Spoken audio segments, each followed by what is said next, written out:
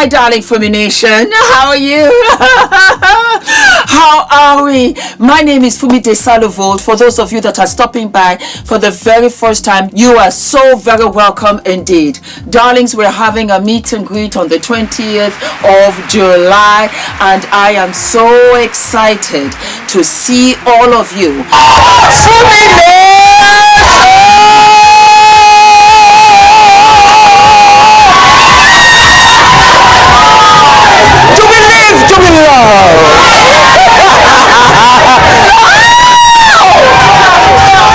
You really showed up. I live and love. I live and I love. God bless you, my babies. God bless you.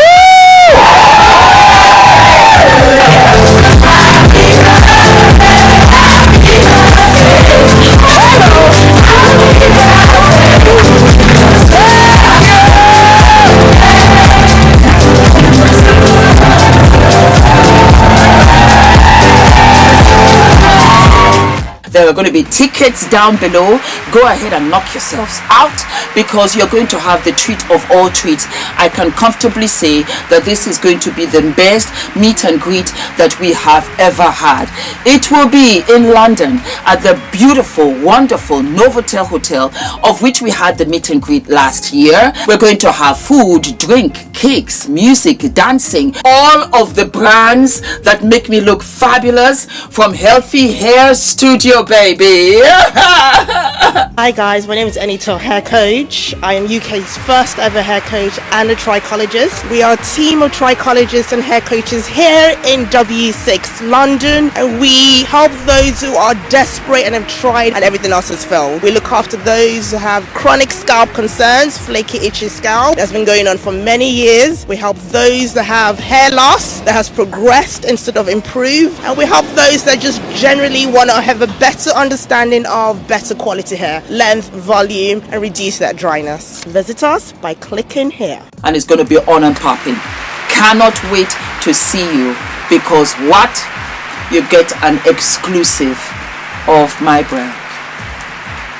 I'm so excited. It's going to be fantastic. So my darlings, why are we here? I'll tell you why we are here. We are here because we had the beautiful, sensational Tracee Ellis Ross, and she was on the podcast of former first wife of the United States of America, Michelle Obama, and she was talking about grief of not having gotten married and grief of not having had children. And a lot of you sent it to me, and I love Tracee. I think Tracee is an amazing woman. She's such a fashionista. And for those of you that don't know, she is Diana Ross's daughter. Diana Ross had 5 children. Was it 5? I think it was 5 children. And I know that she's a grandmother to so many. And so Tracee, I don't think she ever got married, and she didn't have children. I did dream of my wedding growing up. And that's not to say that I didn't dream of the bigness of my life, but I could have spent a lot more time dreaming of my life. And you know, as much as grief does surface for me around not having children and not having a partner, I still wouldn't want the wrong partner. That's a great point for people to hear. I'm not interested in that. You have to make my life better. It can't just be, you know, I'm in a relationship to be in a relationship. So even though the grief does emerge and that comes and I hold that, I think of what I've done, and I think of, I woke up every morning trying to do my best. I didn't wake up one morning and be like, I'm going to mess this day up. That's right. So I must be where I'm supposed to be. And I don't know, sometimes I think of all of the things I've done, the courage that I've had to have, and what I've had to learn how to navigate as a single person with no one to hide behind. And it's built a really beautiful experience around me. And I have incredible friends. I thought I was the best poster child to talk about this, for the simple reason that I did not get married until I was 40. And I have come to realize in these wonderful 17 years of my marriage that importance is not to get married, it's to marry the right man for you. Good morning. If nobody ever told you this, I'm going to tell you. The wrong friendship or the wrong relationship can set you back 5 or 10 years and have you stuck. They could be an anchor in your life. You got to be mindful of who you partner up with as your partner, who you say is one of your friends, because let me tell you something. I'm witnessing people that I know that's in their 40s just recovering from relationships, from friendships, from people that they had around them that was anchors, that would not let them breathe, that would not let them go to the next level. Because you'll be sitting there, like I told y'all before, a lot of y'all don't even dig it. A lot of y'all are sleeping with the enemy. A lot of y'all are around people, right? Y'all sleeping with the enemy. Your partner don't want to see you grow. I'm talking about every time they get a chance, they cut your wings. Every time you want to do something to the next level or add value to yourself or be better, you know what they do? They get right in your way. Why? And you try to say to yourself, Dad, this person love me. No. Who you want to love you, that don't mean they want to love you. Who you want to care for you, that don't mean they want to care for you. Who you want to see you win, that don't mean they want to see you win, because they ain't never see they win. They ain't never love theyself. They ain't never care for they. So you got to stop putting all this pressure on other people, and you got to start realizing that the wrong relationship can set you back 5, 10 years. The wrong friendship can set you back 5, 10 years. And guess what else it could do? It could also give all the ingredients that have you mentally abandoning your dreams. Your dreams will fade away because you wasted all this time on recovery. Get out there and live, and it's just like that.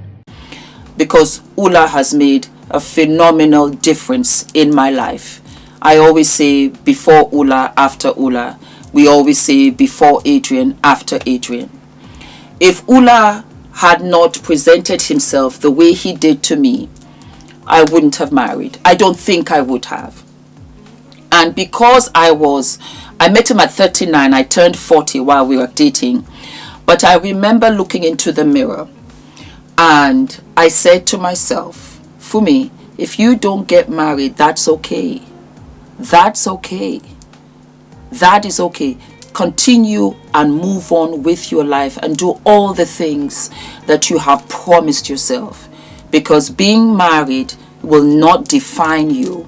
It should never define my beautiful sisters who are still going through their single season. And I'm talking about women that want to get married, because I have seen marriages that have destroyed some of my friends. And we've heard the stories. So the grief, I would say, would be that she has not met her person yet. Because we have seen women get married in their 50s and 60s and 70s. It's an honor for me, anyway, to get older. It's a privilege to be older because we know what the alternative is.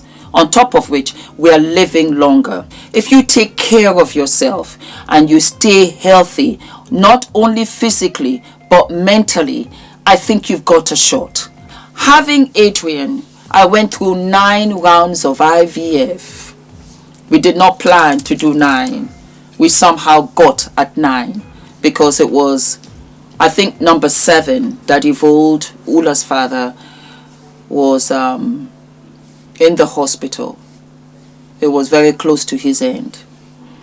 And you know how it is when you're about to cross over. And he said to Ula, your son is playing outside. It wasn't that he said you're going to have a child. He said your son is playing outside. It was as if he could see Adrian and we were just sitting there looking. Because I had said to myself, perhaps I'm looking at it differently. Let's go to the options, so on and so forth. It did come to pass. And of course, as you know, we have Adrian. Having had Adrian, and I don't know why I felt this way afterwards. It really cemented that it's not birthing a child that matters. It's raising a child.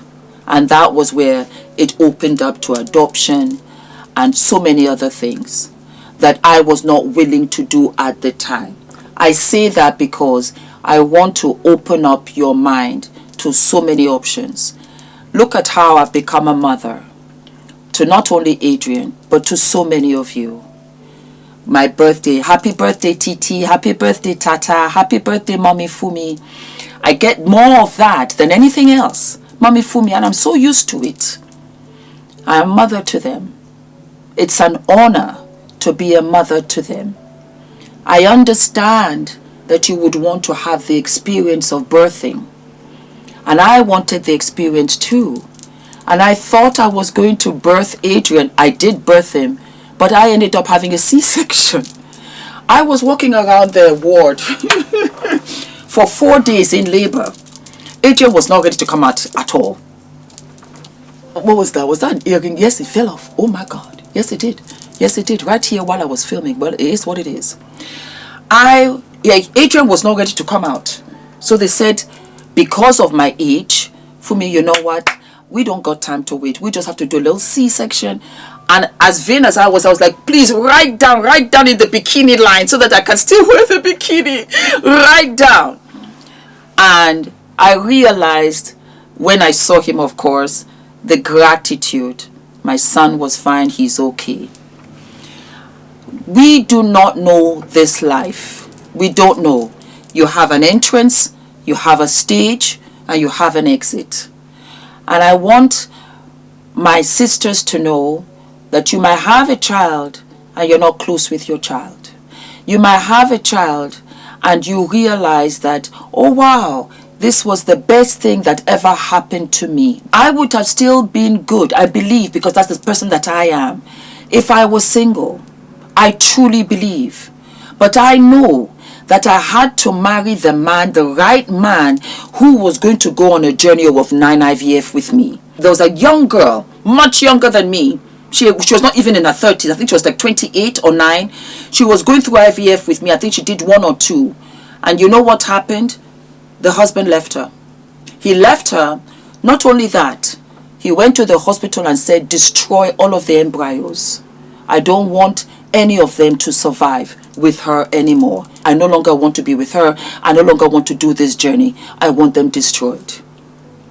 When she wept, she said, Fumi, I'm not crying for my marriage.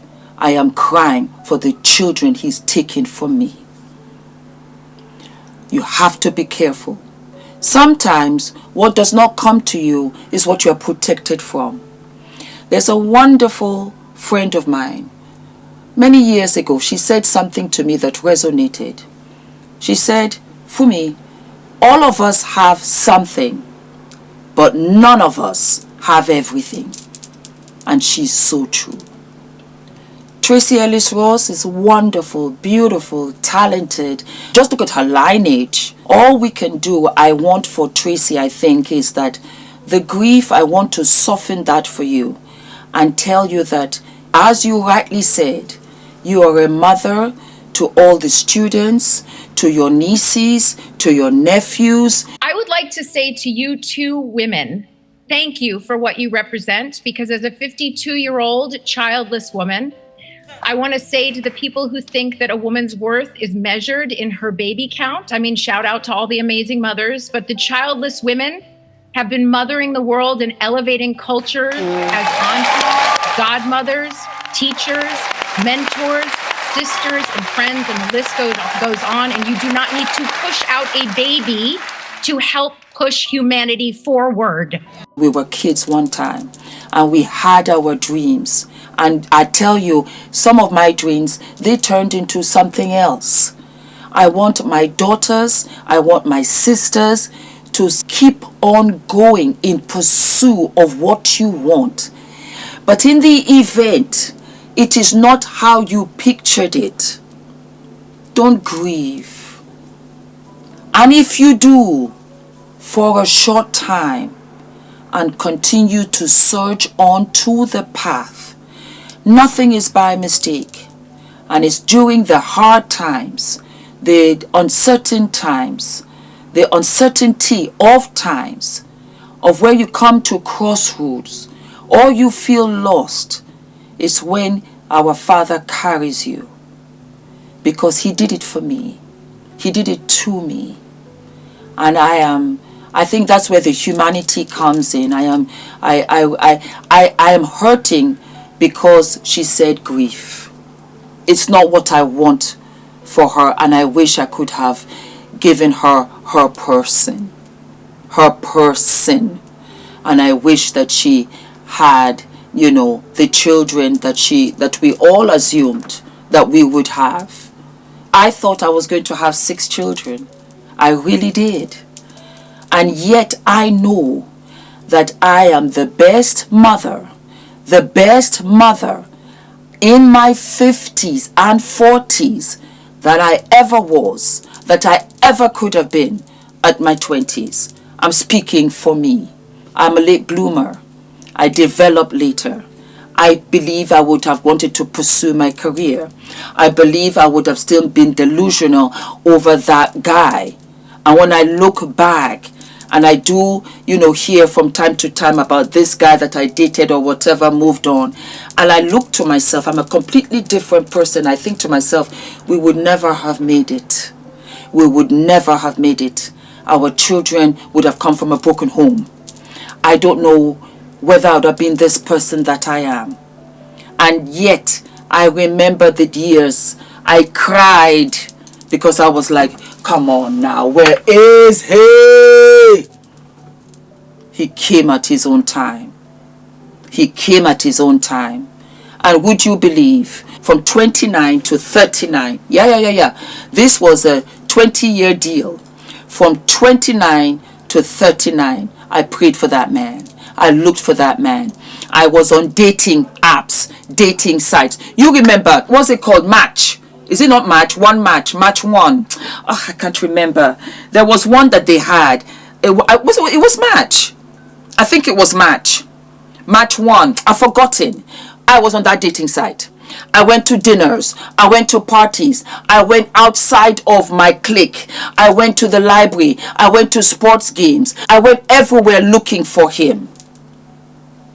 And do you know what I realized? Mama, stay ready.